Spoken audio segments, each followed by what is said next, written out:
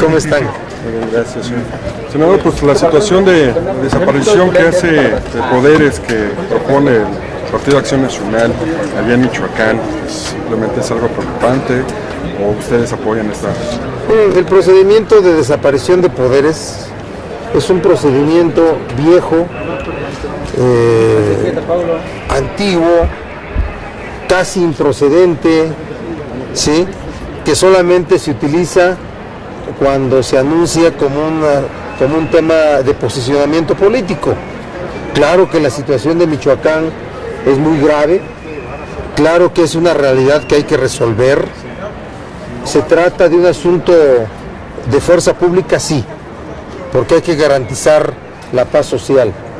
Pero se trata de un asunto más allá de eso, de inversión pública. Hay que vencer a la economía del narco, a la economía del crimen organizado. ¿Cuál es esa economía? Aquella de la cual depende un gran porcentaje de la población.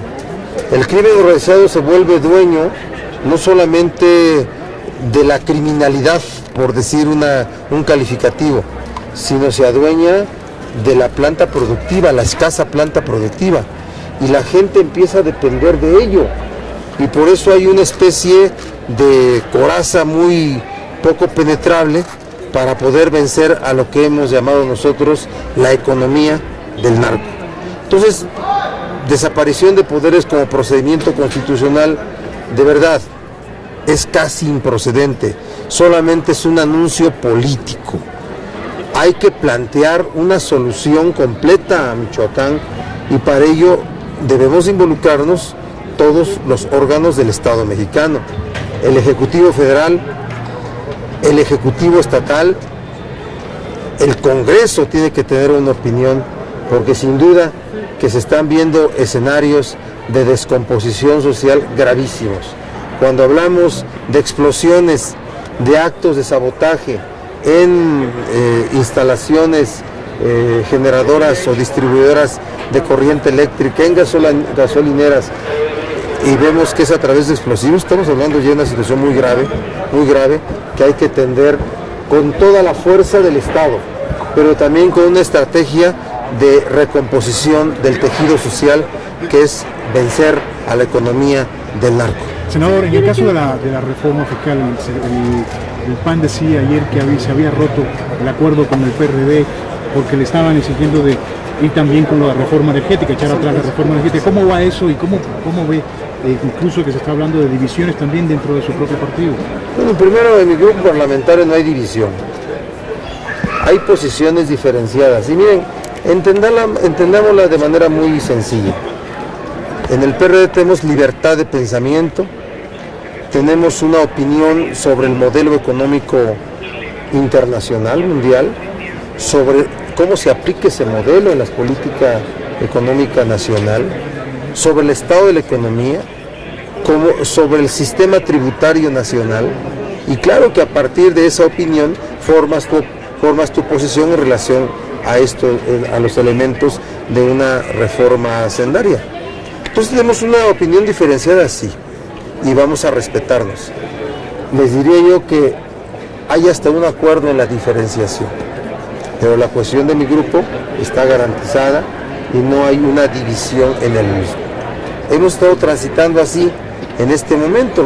Los senadores son políticos profesionales que atienden la opinión de sus gobernadores, que tienen opinión de los dirigentes de su partido, que son factores de una serie de opiniones de la gente que votó por ellos. Entonces forman una posición de grupo, pero que tiene que ver con todos esos elementos. Entonces yo respeto mucho a los senadores y de verdad estamos muy tranquilos, aun cuando votemos de manera diferenciada. Respecto de la posición del PAN, miren, el PAN, cuando presenta una posición de estar en contra de toda la reforma hacendaria, ¿saben qué quiere? Quiere no negociar nada. La posición más cómoda es el nicho de votar en contra de todo. Cuando se dice que se está en contra de todo, pero no se hace una propuesta alternativa, entonces simplemente se está haciendo un discurso político. La nueva etapa en la que se está transitando la izquierda mexicana es una etapa en donde estar razonablemente opuestos a rubros, pero tener propuestas alternativas, y es lo que estamos nosotros haciendo en el desahogo de las 4 etapas de este paquete económico. Primero fue Código Fiscal y Ley Aduanera, ayer fue Coordinación Fiscal, Ley de Presupuesto y Responsabilidad Hacendaria y Contabilidad Gubernamental. Hoy será Miscelánea y mañana será Ley de Ingresos. Entonces estamos en esa cosa, estamos incidiendo. Ayer sacamos en negociación entre el PRI y nosotros, sacamos el tema del 17, 19, 21 y quinto transitorio, que establecía contenidos sobre, tal y como si la reforma energética que se fuera a aprobar fuera la del PRI. Ese es un tema posterior que se va a resolver cuando llegue el momento de resolver ese asunto. Pudimos meter los asuntos de transparencia, de rendición de cuentas, de austeridad, y pudimos meter todo un plan estratégico de reconstrucción para la devastación que provocaron los meteoros, sí, los recientes meteoros en los estados de Michoacán, de Guerrero, de Oaxaca, de Chiapas y parte de Puebla. Así es que nosotros, cuando dijeron los panistas, formamos un acuerdo, y cuando Andrés Manuel López Obrador dijo, los exhorto a formar un acuerdo, pues coincidimos, fue coincidente con los planteamientos que habíamos hecho, y yo dije por escrito, ¿verdad? Por escrito, y quiero ver de cuerpo presente a cada uno de los senadores o senadoras del PAN que por escrito se comprometerían a todo un conjunto de cosas. Por otro lado, pues hay 16 senadores del PAN que encabeza Ernesto Rufo, que nos están proponiendo un acuerdo, y que están ahí las pláticas. Yo tengo en ese tema hablando al senador Luis Sánchez, entrevístenlo, ¿sí? Inclusive ayer mismo en la noche, después de que habían retirado el tema de apoyar al llamado YETU para ricos, ayer mismo le dijeron a Luis Sánchez que sería materia de otra discusión en su pleno en la noche. Pero así de simple, el que está opuesto a todo solamente quiere boicotear. ¿Se han puesto ustedes a pensar cómo sería el escenario de que se rechazara toda la propuesta del paquete económico? ¿Se han puesto a pensar en la crisis constitucional? ¿Se han puesto a pensar en una crisis económica generada por esa condición para que el Estado mexicano no contara con los 2 instrumentos de política pública más importantes, de política económica más importantes, como son ley de ingresos y presupuesto de egresos? Por favor. El PAN viene de esa tradición de estar con el PRI. Lo único que está haciendo cuando vota, cuando dice que está en contra de la reforma hacendaria, ¿qué es? Es contrastar el anterior gobierno con este gobierno. Es lo único que están queriendo. ¿Cuándo han sido solidarios con las clases medias y las clases populares? Nunca. Las utilizan hoy como discurso para hacer un contraste del gobierno panista, del fracasado gobierno panista, el anterior, con este gobierno que, por cierto, no tiene muchas luces, ¿sí? Claro que nosotros establecemos que toda reforma hacendaria debe tener 2 propósitos: crecimiento y empleo, ¿sí? Como todos los instrumentos de política económica. Y claro que estamos en favor de que haya crecimiento y empleo, pero también estamos a favor de que este mediocre sistema tributario mexicano, mediocre, porque estamos a la media de lo que se consigue en Latinoamérica, y estamos a 1/4 en comparación a nivel internacional. ¿Con qué ha tenido que ver? Con los paraísos fiscales, con las formas de evasión, ¿sí? Con los regímenes de consolidación fiscal, con el régimen simplificado, donde ahí se refugiaban los grandes productores del campo, con los regímenes de sociedades cooperativas, con no gravar las ganancias de la bolsa, con no gravar los dividendos. Esas han sido banderas del PRD, y nosotros por eso no hacemos un rechazo político como lo hace el PAN, que es un rechazo de contraste. Pues ahí están, ¿no ven los debates?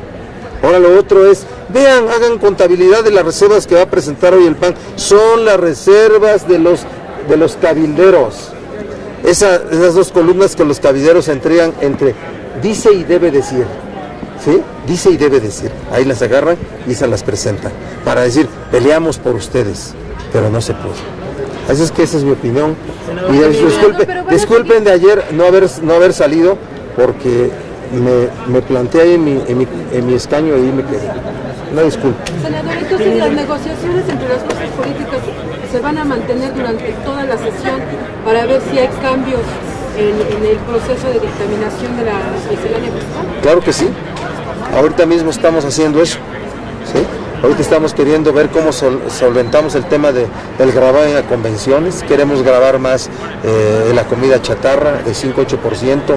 Queremos hacer crecer más la posibilidad de deducciones, pero nosotros atentos a estar en contra de los gravámenes de las gentes que menos tienen y de las clases medias. Oiga, senador, ayer el presidente de la Comisión de Hacienda decía que no tenía entrada formal del llamado impuesto para ricos.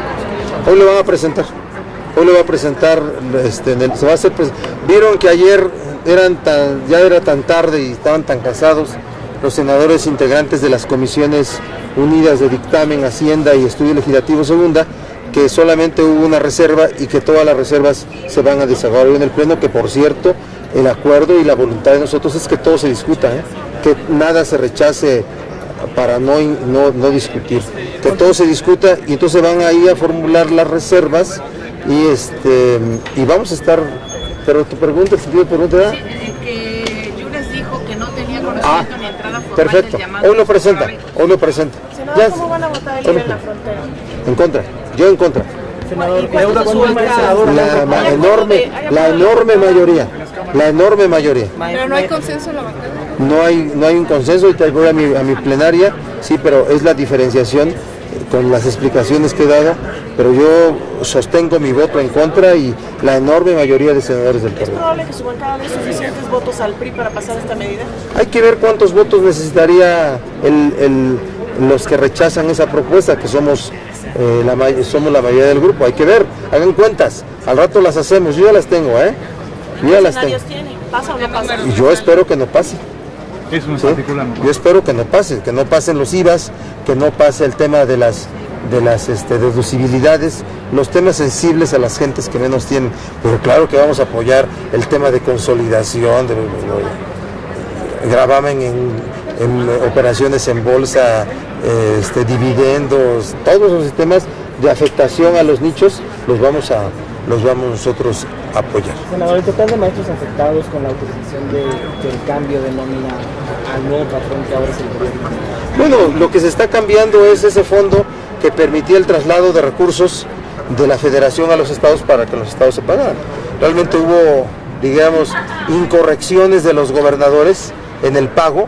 La concentración, claro que no nos gusta, pero es una forma también de limpiar ese pago de nóminas discrecionales que en los gobiernos estatales se hacía de maestros que no trabajaban, o de duplicación de salarios, o de salarios enormes, ¿sí? Entonces, claro que es una forma de mejorar el pago. No se está afectando a ningún maestro, por cierto, porque no es el despido a nadie, es cambiar el nombre del pagador. Gracias, amigas. ¿Qué tan válido es que los senadores se plieguen a las presiones de sus gobernadores? No es lo correcto. No es lo correcto. Sí. Pero hemos visto casos, Pues no es lo correcto. Ya te di mi opinión, no es lo correcto. ¿Cómo va el senador con el tema de grabar las prestaciones? Sí, están subiendo los del gobierno porcentajes, puntos, a 50, no nos satisfacen, ¿de acuerdo? Pero ahí estamos, ¿vale? Gracias.